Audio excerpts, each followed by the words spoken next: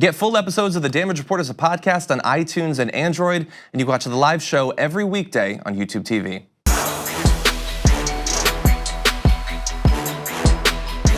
Three wildfires are still raging across California. They are absolutely terrible. In fact, history-making wildfires. So the worst is the Camp Fire. That has so far burned more than 111,000 acres in just the past 4 or so days. At one point, it was growing at a rate of 1 football field every second. It's killed at least 29 people and incinerated more than 6,400 structures. I have since heard that 31 people have died in the fires, but I don't know for sure if they're attributing that to the Camp Fire or if they're lumping together, since we do have fires across the entirety of the state at this point. More than 200 people remain unaccounted for, raising the possibility that more than the 31 will have died. Search crews and emergency workers have been scouring the incinerated remains of the town of Paradise, which is still evacuated of its residents. That town was, I believe, entirely destroyed. Every building has burned down, and we've seen that in some other areas as well. Overall, from the 3 fires, an estimated 250,000 people have been forced to flee their homes. I believe that the Woolsey fire,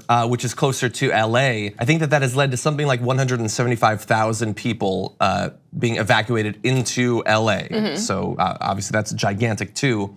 And in terms of the deaths, that Camp Fire has now equaled the deadliest on record in California. That was the 1933 Griffith Park disaster in LA. So making history in obviously a horrible, horrible way. Yeah, no, this is horrible. It's so sad. Not only are people losing their homes, people are losing their lives. And then the 2 people in the car and the reports that, obviously they can't know exactly what happened right now, but they think that the driver like kind of lost consciousness trying to flee the fire. Yeah. This is horrifying. Yeah. Yeah, it's scary. I mean, the imagery going around, like I think that the country is focused on it a good bit, but we could keep coming back to it in California because we're one of the worst hit states. Yeah. There are other states that have bad forest fires, but now it's a perpetual thing. As we were saying earlier this year when stuff like this was happening, people who deal with this stuff are saying that there used to be a fire season in LA or in California, but there's not anymore. There's just fire season. It's just the new normal. Things are so dry perpetually. I don't know why, nobody knows why things are drier on average than they usually were. We just need good forest management. That's what the president says. As he blames California for forests that I believe are 98% federally managed. I'm sure he knows that when he says it, and then threatens to take money away. That's what he says as the death toll continues to rise. He threatens to take away the money because it's our management that's really the problem, not climate change or anything like that. Just, when people are dying in fires, even if the president actually believed that and had some sort of like factual proof that wasn't, and there weren't all of this science saying exactly why this is happening, you would just think that just out of the fact that you're the person leading the country, you would not speak like that. Yeah. In a moment like this. No, it just wouldn't even, it's not even a space for it. Yeah.